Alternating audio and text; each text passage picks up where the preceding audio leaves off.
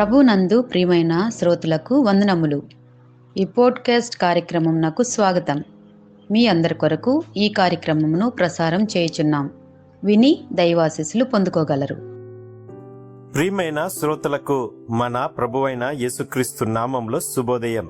శ్రోతలారా, ఎలాగున్నారు?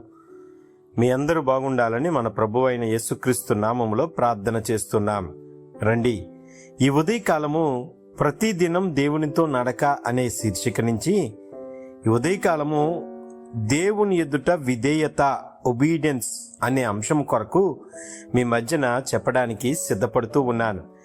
దేవుణ్ణి ప్రేమించేవారు ఆయన ఆజ్ఞలను పాటిస్తారు. యోహాను సువార్త 14:15 ప్రకారం, మీరు నన్ను ప్రేమించిన యెడల నా ఆజ్ఞలను గైకొందురు. నిజంగా ఆజ్ఞపాలన అంటే దేవుని మాట వినడం లేదంటే చేయడం.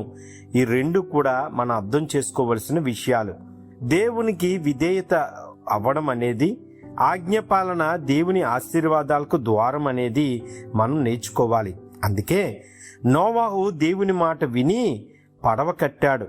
తన కుటుంబాన్ని, తన వంశాన్ని కాపాడుకున్నాడు. ఆదికాండము 6వ అధ్యాయం. అలాగే మనము చిన్న విషయాల్లో కూడా విధేయత చూపడానికి దేవుని ఎదుట మనము విధేయత కలిగి ఉండాలి. ఆలస్యం చేయకుండా దేవుని మాట పాటించడం, దేవుని కృప, రక్షణ, విజయము కొరకు మనం ఎదురు చూడడం లాంటివి చేస్తూ ఉండాలి. ప్రియమైన వారలారా, ఈ ఉదయకాలము విధేయత కొరకు దేవుడు మనకు నేర్పించడానికి సిద్ధపడుతూ ఉన్నాడు.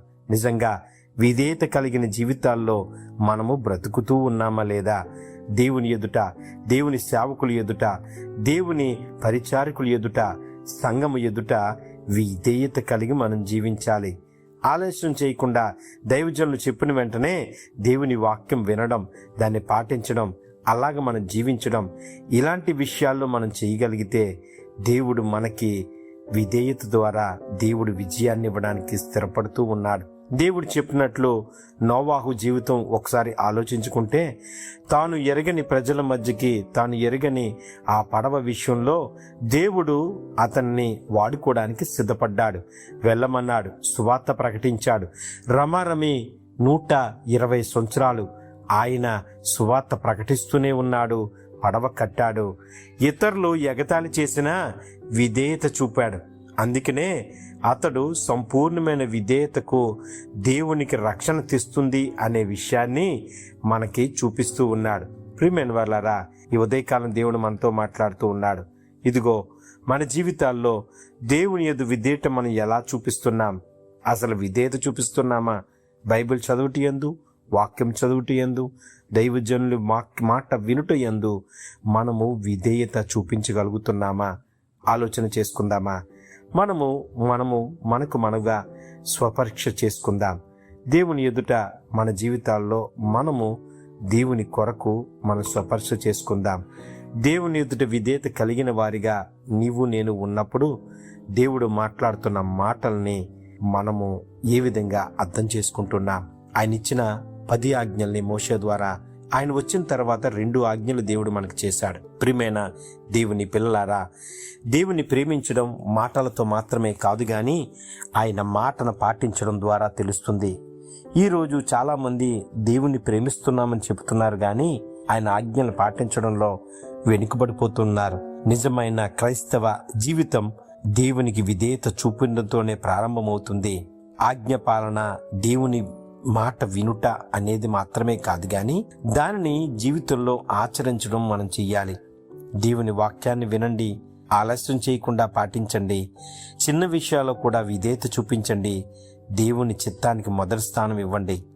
ఫలితం ఏమిటో తెలుసా? దేవుని ఎదుట విధేయత కలిగి ఉంటే దేవుని కృపను పొందుతాం. ఆత్మీయంగా మనం ఎదుగుతాం. శాంతి మరియు రక్షణను అనుభవిస్తాం. దేవుని ఆశీర్వాదాలకు పాత్రుడవుతాం. ప్రియమైన వారలారా, 1 సమూయేలు 15:22 ఉన్న ప్రకారం బలు నర్పించుట కంటే విధేయత శ్రేష్టమనే వాక్యం దేవుడు చూపిస్తూ ఉన్నాడు. ప్రియమైన వారలారా, దేవుడు మన నుండి కోరేది సంపూర్ణమైన విధేయత. ఆజ్ఞ పాలన దేవుని ఆశీర్వాదాలకు ద్వారం అని దేవుని వాక్యం తెలియజేస్తుంది. చివరగా దేవుని మాటను పాటించే జీవితం ఎప్పటికీ వృధా కాదండి. దేవుడు మీ అందరినీ ఆశీర్వదించాలని, అట్టి రీతిలో దేవునితో నడకలో మనము ఈ obedience చూపించుట, విధేయత చూపించుట నేర్చుకుందామా? ఆజ్ఞపాలనలో గొప్ప ఉదాహరణ నోవాహును దేవుడు చూపించాడు. దేవుడు వర్షం రానున్నదని చెప్పి ఓడను కట్టమని ఆజ్ఞ ఇచ్చాడు. ఆ సమయంలో భూమిపై వర్షం గురించి ఎవ్వరికీ తెలీదు. అయినప్పటికీ నోవాహు దేవుని మాటను నమ్మి విధేయతతో ఓడ నిర్మించాడు. ప్రజలు ఎగతాళి చేసిన, విమర్శించిన అతడు దేవుని మాటకు లోబడ్డాడు. చివరికి నోవాహు మరియు అతని కుటుంబం రక్షింపబడినది. విధేయత రక్షణను మరియు ఆశీర్వాదాన్ని తెస్తుందని ఈ ఉదయకాలం దేవుడు మనకు నేర్పిస్తున్నాడు. ప్రియమైన వారలారా, ప్రియమైన శ్రోతలారా, ఒకవేళ మీరు నేను దేవుని యందు విధేయత లేకుండా జీవిస్తూ ఉన్నామేమో. విధేయత చూపిద్దామా? రక్షింపబడదామా? ఆశీర్వాదాలు పొందుదామా? అట్టి రీతిగా దేవుని ఎదుట మన విధేయత, ఆయన మాటకి, ఆయన క్రియకి, ఆయన వాక్యానికి మనం విధేయత చూపిస్తే దేవుడు మనకి రక్షణ, ఆశీర్వాదాలు ఇవ్వడానికి సిద్ధపడుతున్నాడు. అట్టి రీతిలో దేవుడు మనం దీవించేలాగున ప్రార్థన చేసుకుందాం. ఆమేన్. ఈ కార్యక్రమమును గూర్చి మీ సలహాలు మరియు మీ ప్రార్థనా అవసరతల కొరకు మమ్మను సంప్రదించవలసిన మా ఫోన్ నంబర్ 9485585039 మరియు ఈమెయిల్ ఐడి info@fibaonline.org.